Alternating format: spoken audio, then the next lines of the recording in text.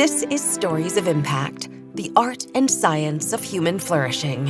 In every episode, we travel the world to explore intersections of science and spirituality. I'm your host, writer Tavia Gilbert, and along with journalist Richard Sergey, every first and third Tuesday, we look through a new lens at old traditions, hear from new generations as they dream up innovative solutions, and learn new ways to make sense of modern life. Over the last 5 years, we've brought you well over 100 stories on every imaginable aspect of human flourishing. But today's focus is on one of the simplest and most tender aspects of what it takes to sustain life. It's a conversation about the needs of every society and every soul on the planet, past, present, and future. It's a conversation about care. If you ask most people, what's the most morally profound, significant, meaningful thing in your life, they'll say something about the way that they have been taking care of children or parents or friends or people who are ill or spouses. There's something very distinctive about it. It's just intrinsic to the human condition is that we're going to be babies, we're going to be ill, we're going to be old. That just comes with the territory of being human. And care seems to be a way of allowing us as a community, as a species, to negotiate these kinds of transitions, to make the transitions work.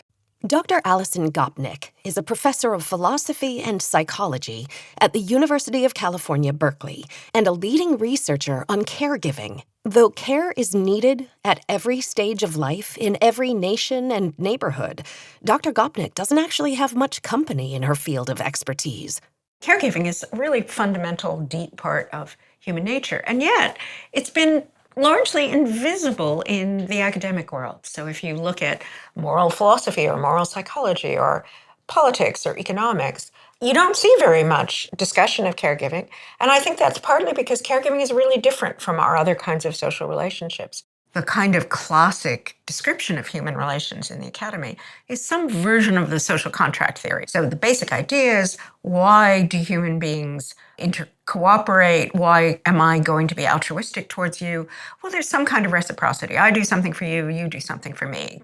But caregiving isn't like that. The very nature of caregiving is that we care for people like infants or elders who are not going to be able to reciprocate. And that means that the whole structure of caregiving doesn't fit very well into the usual philosophical and political frameworks. What's the equation of caregiving? What happens is you have two people, they have different resources, they have different goals. But the very fact that one of them has more resources than the other makes the person who has more try to help the person who has less to accomplish their goals, not the goals of the person who has more. That makes it a very profound relation, but one that's very different from other relations. The need for care is most obvious with newborn babies, but the human family, whether we're technically family or not, gives and receives care throughout every chapter of life. An infant doesn't have capacities and resources. That's exactly the reason why we take care of them. And some of this seems to be rooted biologically in kinship, so it's our baby. But for humans, it becomes much more general. So for humans, we'll take care of someone who needs care sort of independently of whether they're kin or not. We know that it's biologically extremely important and very characteristic of human beings that we have a much wider range of people that we care for, and that care is a really essential part of our evolutionary framework, what makes us human. So it's been this kind of mismatch between the biological importance of this, our everyday experience of how important it is, and the fact that it doesn't fit with the usual ways of thinking about, say, politics or social relationships or moral capacities.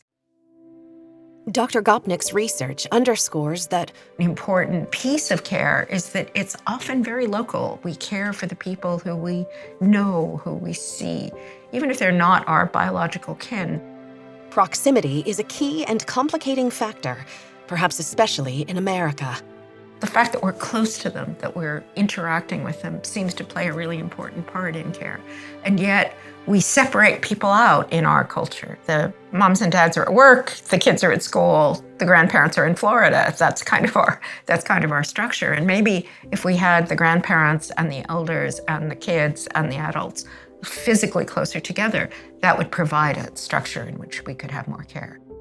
She wants to understand more about the generational aspects of care. One of the things that I've been especially interested in is the role of elders, of grandparents. We take care of our children, we take care of our grandchildren, and that care from elders for children, I think, is really a central part of human success and human progress. We have this very long postmenopausal grandmotherhood, unlike any of our closest primate relatives. It's really dramatic for grandmothers because they go through menopause, but it's also true for grandfathers that we live for an extra 20 years and always have, even did in forager cultures, compared to our closest primate relatives, even though we're not really reproducing in that 20 years. And a prevalent account is that 20 years is the 20 years when we can take care of other people. And then, of course, it becomes a very deep part of our moral and philosophical and even our religious identity that we're capable of having that kind of care. It starts out being rooted in biology, but becomes something that really underpins a lot of the most valuable aspects of human life. In fact, humans are so uniquely wired for care that we offer care in ways that some would argue aren't even logical. We care for the dead. So even though the dead, by definition, don't have resources and can't help us or reciprocate, we think it's important to worry about what the people in the past wanted. We think it's important to respect the wishes of the dead. We think it's important to remember them. And that's a really vivid example of the way that we care about people who can't care for themselves, even if they're not in any position to reciprocate. Care is needed whenever humans are at a point of transformation. If you think about a whole life, right, what's always happening across our lives, and I actually think this is a really important part of human success, is that we move from one kind of intelligence or one kind of project to another. And that means we move from dependence to independence and back again throughout our whole lives. There's something about that care, something about trying to make those transitions from one stage of life to another work that I think is a very deep value for human beings. How do we make a transition from a 3-month-old who literally has to be held and fed and have their diapers changed all the time to just 20 years later, a grown-up adult who's going to be off on their own and may even be taking care of their own mother? How do we deal with the transition at the end of our lives from being in charge, getting resources, to maybe passing on wisdom or having a different kind of relationship to other people? And how do we manage that transition from being independent to being dependent to dying in a way that's satisfying and graceful and dignified? That, I think, is a really deep question. To answer those questions, Dr. Gopnik is leading a research project with an international team of experts, including leaders in elder care and child care, religious scholars, philosophers, sociologists, educators, political scientists. The mission is to think about the way that we care for other people. What we're trying to do with this project is get care away from, here's the practicalities of childcare, here's the crisis in elder care, to think about it in a more general philosophical way, try and think about what it is that care means. And if you start doing that, then something like care for the planet becomes very vivid. What does it mean? Does it mean care for the planet so that we can accomplish our own ends, that we don't die of heat and carbon? Does it mean some sense that the natural world has its own aims? There's something that it means for, say, an ecological community to thrive, and we need to provide the circumstances for that community to thrive? How do we figure out what it means to help support nature, for instance? I think those are all really interesting questions. Big strength of this project is going beyond just thinking about one group that we care for and trying to think about how care works in general. Dr. Gopnik says that care has its own kind of intelligence.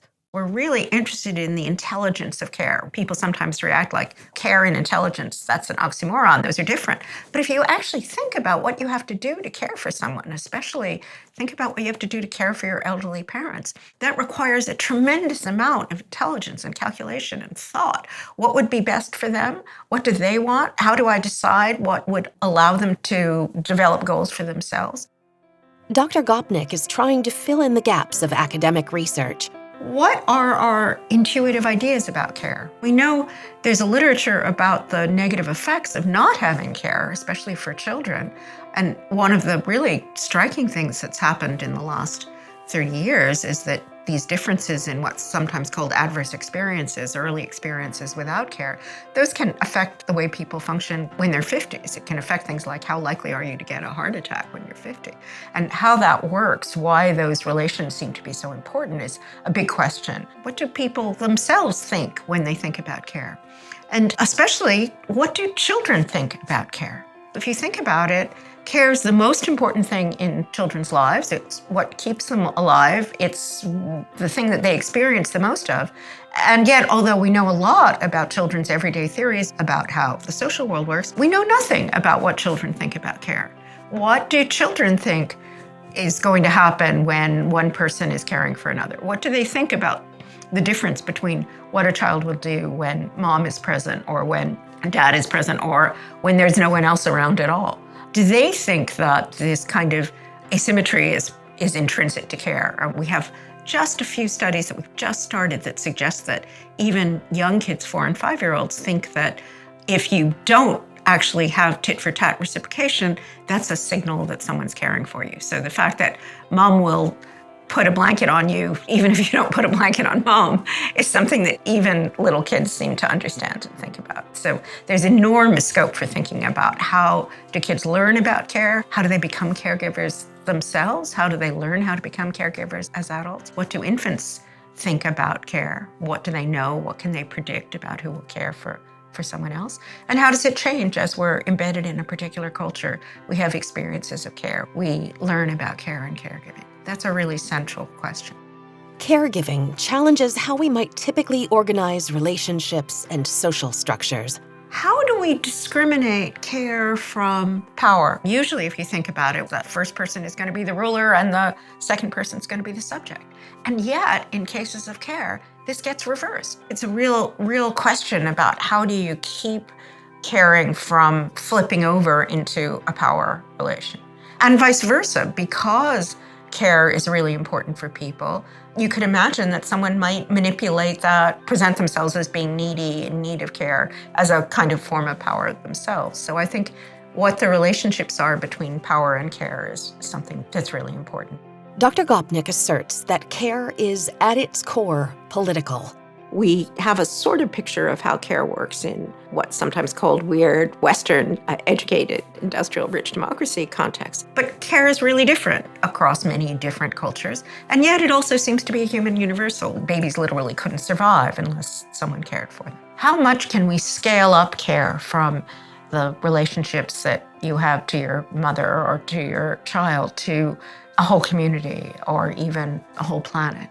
The Confucian philosopher Mengzi made an argument that the basis of politics should be rooted in these relationships that we have to our brothers or our sisters or our parents, that what you need to do is scale that up. That's the basis of politics. But how do you scale that up? How do you go from just here's how I feel about this one particular person to here's how I feel about the planet? And is there a way of doing that that captures the distinctive character of care? How we implement care in liberal democracy, how that works, I think, is a really interesting challenge. Again, because care is so often about a local community, a small group of people. How can you make that happen in a big, industrial, mobile, alienated modern society?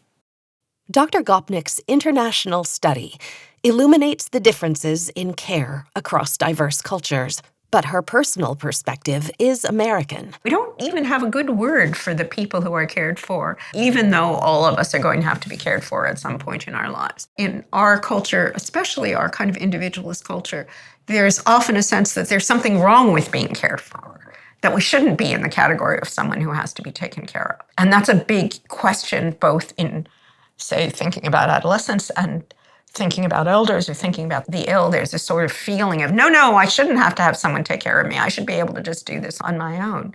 And I think if people could think, no, actually being cared for is part of being human as much as caring for others is part of being human. Trying to think about how you could be cared for in a way that isn't exploitative, that isn't a sign of weakness. That's a big, important question to answer. Her research reveals that the United States is an outlier in how it supports care, or rather, how it doesn't. Just about every civilized Western country devotes more resources to care from the state than the United States does. The United States is really a terrible outlier in terms of how much we provide support. In the United States in particular, we have this terrible care crisis, both caring for children and in some ways even more caring for elders. Parents find themselves spending more and more money to be able to get reasonable childcare. And we have a similar kind of issue now with elder care. I think it's a pretty fair generalization to say that in most cultures, there's more different people who are caring for people who need care than in ours, where it tends to be very relatively narrow. So we have this crisis at both ends. Something that's as important, as central to us, is taking care of our children and taking care of our elders. We're terribly in need of resources, and we don't have natural ways of getting those resources. So we're thinking about things like, could you have an elder care allowance that was like a family allowance, where, say, the daughter or the son in the family could get an allowance to take care of an elderly parent, give them some of the resources to do that. At the moment, if you're trying to take care of an elderly parent, for instance, you're completely on your own. You don't have any support. And it's incredibly intensive kind of burden for people at the same time that it's something that's incredibly important for people. We know that more and more people are living into their 90s. More and more people are going to be in need of care. And yet, again, it's the children who have to figure out, how do I pay for the assisted living center for my father, or how do I figure out how to take care of them myself? It's an irony that in the United States, the richest community in the history of mankind, we're specifically having problems finding resources to do these really basic and important human projects of care. It's not just caregiving in the United States that doesn't have enough funding support. It's the caregivers themselves. The people who are doing that work tend to be underpaid and don't have very much support. If you look at people who are childcare workers or people who are elder care workers, they're overwhelmingly women, and often in the United States, immigrant women of color. But in general, women have done a great deal of this work. And there's a real double-edged sword about this, because as with other kinds of women's work, that has led the work to be devalued and not taken seriously like other kinds of work. But it's also been kind of problematic for things like feminism, because you don't want women just to be stereotyped as the caregivers. And we really have kind of reverse stereotypes where we don't let men be involved in caregiving. So even though in other cultures, men are much more involved in caregiving, in our culture, we exclude men from a lot of these caregiving roles and caregiving professions, even though we have every evidence that men are just as good and as involved in caregiving as women are. So how do we deal with this kind of gendered tradition and history of care in the way that we would want to do in a society where we think that women should be doing more than just being caregivers? Dr. Gopnik, who is part of the Berkeley AI Research Lab, believes it's possible that the expansion of AI may actually help expand resources for caring in America. Even if AI takes over a lot of the high-prestige white-collar jobs, like doing clerical work or middle management, I think care is going to be, that will make us appreciate even more the things that really seem to be uniquely human. And maybe the consequence of that will be that things like care will take on a new kind of status and a new kind of prestige and be paid better, because they're so rooted in genuinely human interactions. Her research study has highlighted the need for legislation to address the American caregiving crisis, which touches everyone's lives, no matter where they fall on the political spectrum. One of the things that makes care interesting is that it crosses a lot of what you might think of as the usual sort of partisan divides, right? A lot of the mechanisms we usually use, like markets or states, don't seem to work terribly well in the case of care. Places like Georgia or Oklahoma have been places where universal childcare was implemented. So everybody cares about families. Everybody cares about the way that we take care of children and the way that we take care of elders. And the very fact that it isn't completely obvious about how do you do this, I think means that there's a great opportunity for policies that kind of cross some of our traditional divides. What policies does Dr. Gopnik think are needed? There are some really obvious low-hanging fruit policies that do exist in most other civilized countries. But there are other policies like having more intergenerational housing.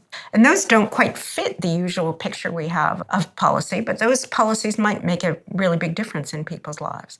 Another example is the idea that you could have an elder care commitment. Marriage is one of the very few examples we have of a legal commitment that is involved in care. Suppose we had sort of the equivalent of marriage for being committed to a child, independently of what else happened in a marriage, or things like godparents were a wonderful religious institution, a way of having people committed to taking care of a child who weren't necessarily the biological parents of the child. So you could imagine having formal godparent relationships, or for the many, many people who don't have children themselves or don't have extended family, being able to have just a friend who comes in and says, I'm committed to taking care of this person, or a group of friends who say, I'm committed to taking care of this person.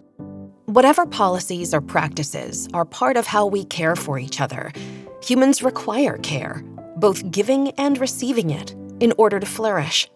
Having close relationships, caring for other people, is one of the central engines of human happiness and thriving. The thing that really seems to make people happy often is caring for other people. The satisfactions of care seem to be so deep. They seem to be so much what makes you thrive and flourish. When you ask people later on, what's the thing in your life that was most important to you, that made you happy, that gave you the most meaning, people will often talk about the close relationships that they have. And we know, for example, that having close relationships is one of the things that makes us healthy, that makes us happy, that makes us thrive in later life. I'm definitely in favor of people having nice houses and nice furniture and living well, living long, and having material comforts.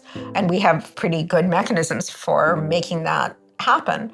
But I think what it really means to have a flourishing, thriving life is to be in these relationships of care with other people. Before we close today, I just want to tell you that the Stories of Impact team really cares about you. We check our stats each week, so we know that there are thousands of you across the world listening. We may not have an opportunity to know you personally, but each story we offer is designed to give you personally something beautiful, comforting, hopeful, interesting, good. We hope you feel our care, wherever you are, in every episode. Thank you for caring for us, by supporting and sharing our work. We're really grateful for you. We hope you'll come back in 2 weeks for another new episode. In the meantime, please share the Stories of Impact podcast with someone you think would love it. And we'd love to hear from you. You can get in touch at storiesofimpact.org. This has been the Stories of Impact podcast with an interview by Richard Sergey. Written and produced by Tavia Gilbert for Talkbox Productions. Music by Alexander Filipiak. Mix and master by Kayla Elrod. Executive producer, Michelle Cobb. The Stories of Impact podcast is generously supported by Templeton World Charity Foundation.